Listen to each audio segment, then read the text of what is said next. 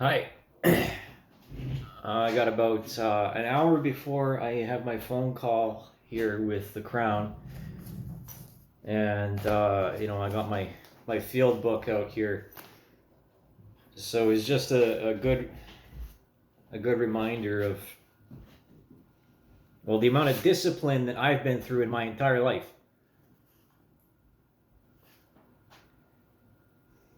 It's disgusting.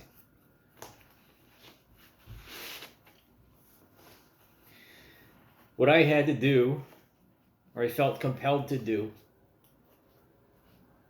um, while still being a wild child at heart, was to bury. So Bury, not Barry, right? Even though I am from Barrie, like my childhood was in Barrie. Right, we're gonna go over these bona fides all over again.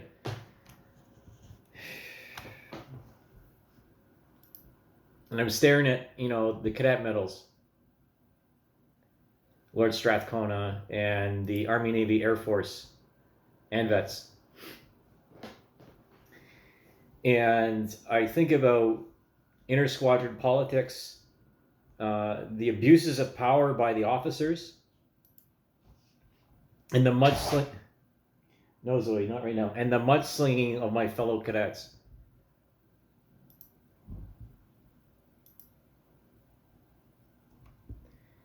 I was the top fundraiser for the squadron. My efforts paid for our trips to Valcartier and to Bagotville, our trips to Toronto for drill competitions. I funded other people's careers to get their wings. And I got passed over every single time. Every single time. And I'll tell you why. It's because of my parents' involvement with Teen Challenge and the fighting between different Christian groups or different churches here in London.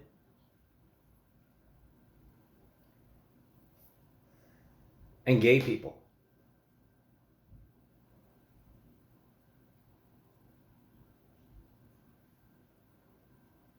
You can't run from the truth anymore. But the truth is that there's people that ruined my life for political and financial gain. And I was nothing but the best I could be. I paid for my first mountain bike with money from my summer courses. It was a 2003 or something like that, Norco Atomic, right? A free ride bike, silver with bombers and junior T's. That was a $2,000 bike. I didn't really care for driving a car or anything like that at that point in my life. I look at the awards and the scholarships, and then I think about all the people that have received these benefits and that did nothing with them further. They wore their wings as status symbols. And it's so disappointing. I'm not the only one that's disappointed, but say the officers and the people that saw greatness in these people, in these young people, right? I was doing everything I could, extracurriculars in high school, track and field, cross country, band, brass and woodwind. I was, and then when I would get home, I was on the computer. I was flying Fighter Ace, right? I was playing computer games. I was researching. I was reading. I was drawing. My life was busy. It was very busy. Very, it was, and then having to have the responsibility over other people, right? At 14 or 15 years old, over 12 and 13-year-olds. And I'd come up because of Cubs and Scouts. So this stuff was easier for me than it was for other people. And because I made it look so effortless, they hated me. They hated me. It's not that hard to figure out, you know? And like the bursaries and the scholarships and everything that would have even though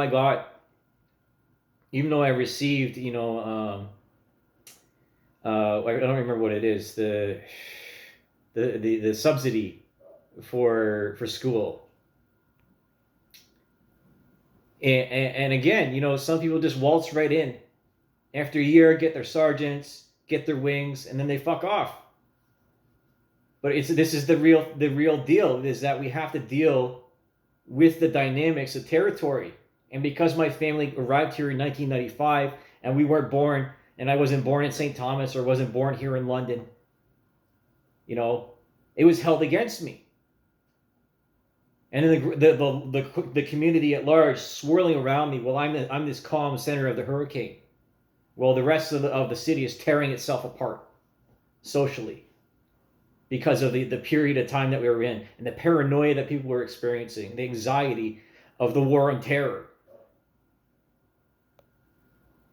And since I was on Cadet World and, you know, I was talking to people and I was standing up against and support against homosexuality and supporting my beliefs as a Christian, that I suffered the consequences.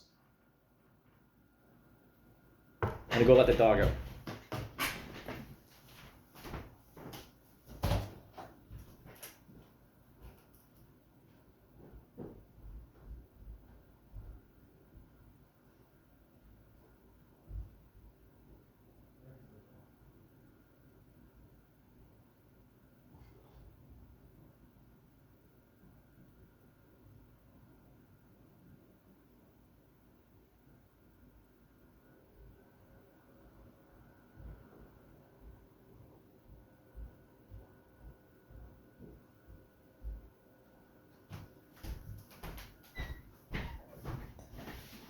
You see, I was so clean cut that I could goof off and it wouldn't matter.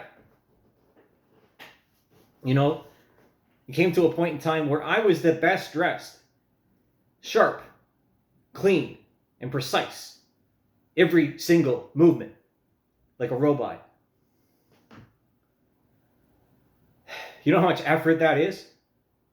You know how much effort it is to plan out a drill routine and then get everybody on board and doing it?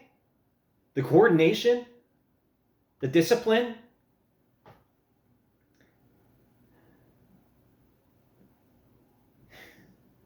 Absolutely disgusting what cultural Marxism has done to programs like cadets. And I talked to other cadets, and some of whom became officers afterwards. And they said the program wasn't the same. You know, there was something that was happening behind the scenes that was just evil and malicious. You know, having to do with promoting minorities or women in front of those who actually deserved these benefits and these scholarships. And then the heavy-handed disciplines because, I don't know, I made a mistake. I misallocated some gear, a fucking piece of webbing.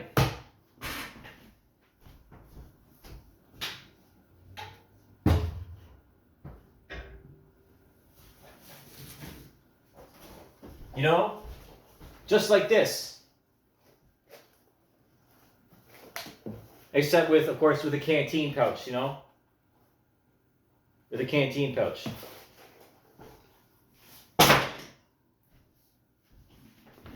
I did ground school 3 fucking times, and I passed every single time. It's not the marks that matter. But some of these officers, marks were the only thing that mattered to them. The strength and determination of character and success, half of it is showing up. And I always showed up. Whenever, you know, when I wasn't sick, even when I didn't want to be there. You know how cold it is to wear a long coat in cotton polyester blend uniforms with a dress shirt in November?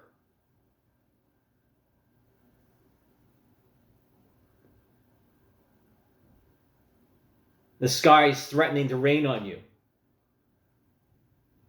You're sniffling. And you have to stand still. Like a statue.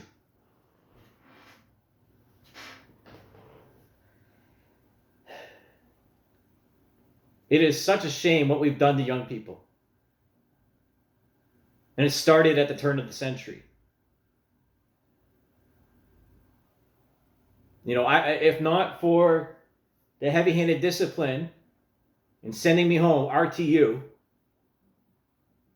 because I saw, you know, me and two others, I was like, hey, you know, this is good gear. They're just leaving it out, you know, like, and no one's calling responsibility. It was just a stray, you know, didn't exactly know what to do with it. Maybe I was, you know, I liked the gear. I had an obsession, or a fixation rather on becoming more like my heroes, more like my role models that were in the Canadian Forces. We would have to wear this shit in combat. We went off to Afghanistan.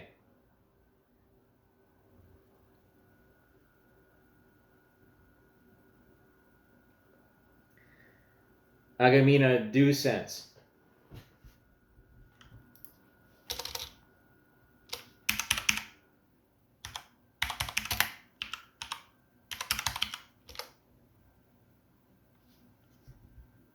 I've always lived an active lifestyle. Leading the ranks. And you know what? I fucking did that. And this is why I'm mad with the Air Cadet League, and why I've been, like, you know, as I've been going through all of this in the past 2 years, basically. And where did my life go wrong, right? How am I going to change it? Who's the person I'm going to have to knock out in order to get what was mine? Because it was.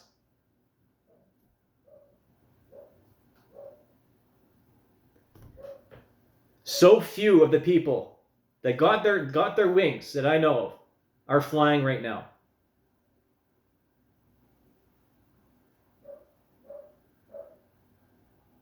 Everyone else thinks they know what's good for you, especially when you're a young person. But they don't let you be who you are, because potential is what people say when what's in front of them isn't good enough for their purposes. I was a darling to some people and a devil to others, because you can't please everyone at the same time.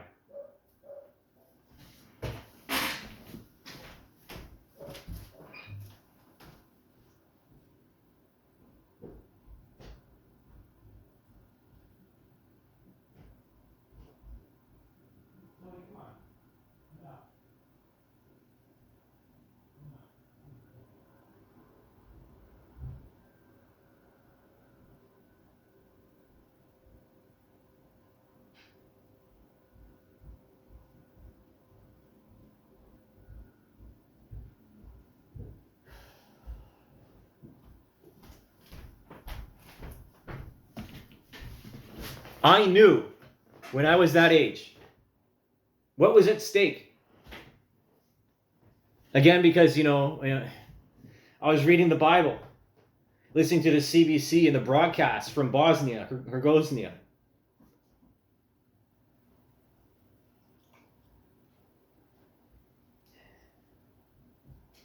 So all this treatment, you know, the indentured slavery, the temporary work, you know, the gig work economy,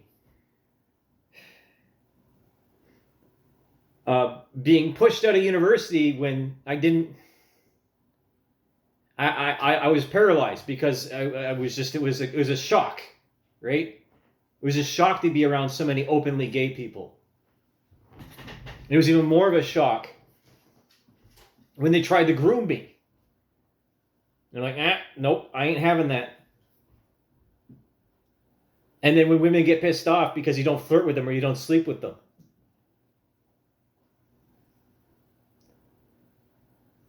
Or because I'm acting like a dirtbag. Because it was fun. It was fun to act like a dirtbag. Let loose. Go tree planting for a bit. Not only that, I was working in high school too. I was a dish pig at Wonderland Gardens here. My life. Again, and then if I wasn't a dishwasher, before that we were delivering papers for the Penny Saver. I have not lived an easy life. And that's why I'm so hard on other people. And that's why other people think I'm a dickhead.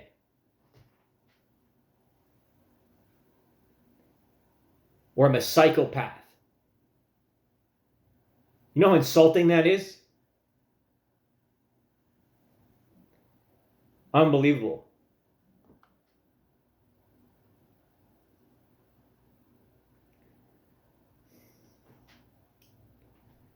It's time to make it right.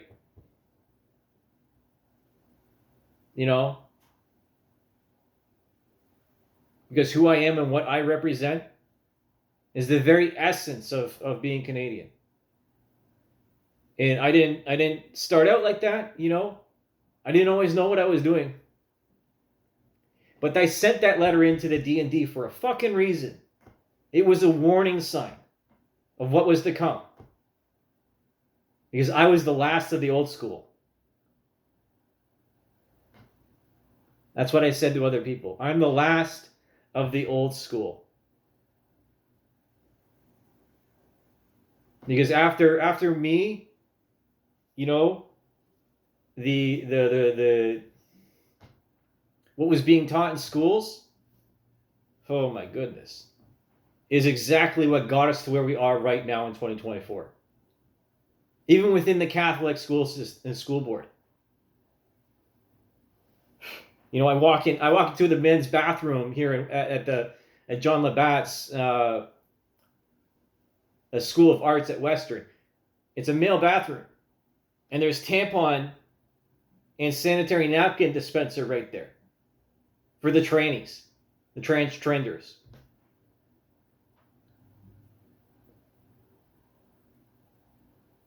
I knew exactly what was going to happen. I knew exactly why it was going to happen too, because we were taught in high school about the conflicts between religions and why they happened, why the Crusades happened, and so forth, the split of the Roman Empire. My religion teacher, she loved me. My philosophy teacher, he loved me. And that's why they gave me Ontario Scholar. My aviation tech teacher, he loved me.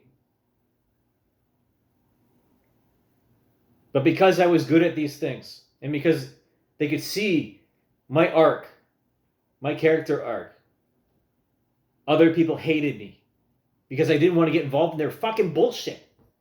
I didn't want to get involved in it.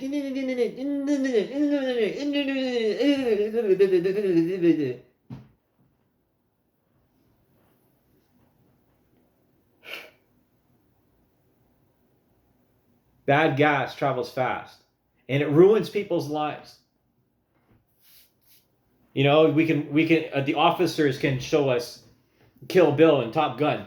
Or say they can show us Top Gun and Full Metal Jacket, but as soon as I show my cadets Kill Bill Volume 1 and 2, I get reamed for it. Rated R movie.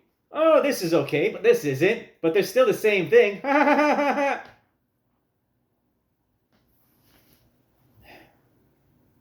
Just unbelievable, Because even the older men, the officers, they were looking at us young men as competition. They were. Undeniably so. And so they used their positions of power and their hegemony to ruin the confidence of people. One of my officers, he was a plumber. He's a good man.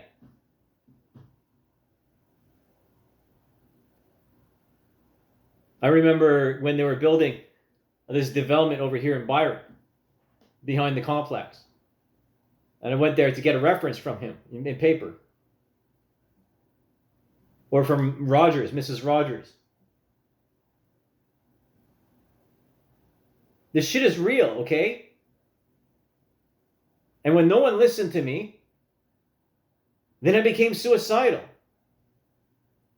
Just like climatologists, or the alarmists about the COVID vaccines, or those, speaking up against birth control. And then the subjectivity takes over. In the manipulation, in the coercion.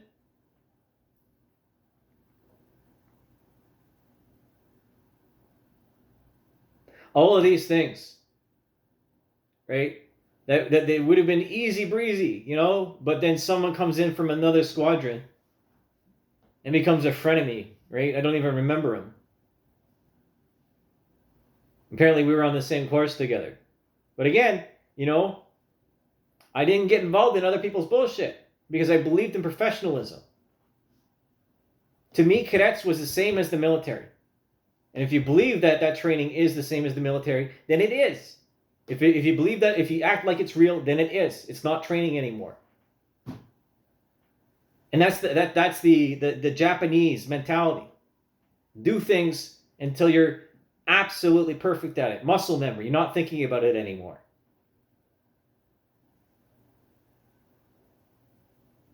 So the simplest solution after all this time, this wasted time, these wasted years, is forgiveness and to get over it and move on. But other people can't seem to get over it and move on because they hate being confronted with the fact that they're not as smart, they're not as intelligent, they're not as courageous, they're not as virtuous.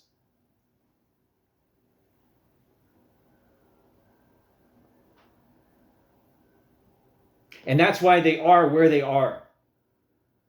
It's because we choose our own prisons, right?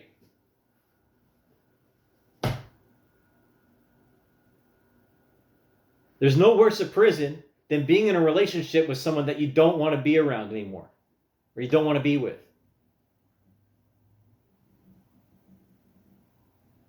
What more is there to say?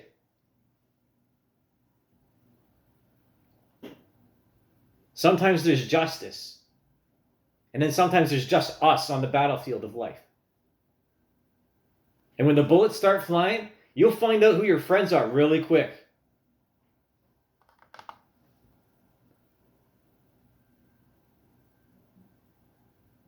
Thank you for listening to this appeal.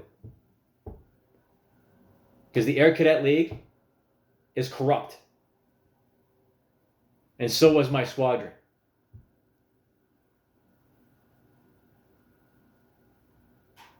And again, there was good people in there that were fighting against that. But they got pushed out. They did.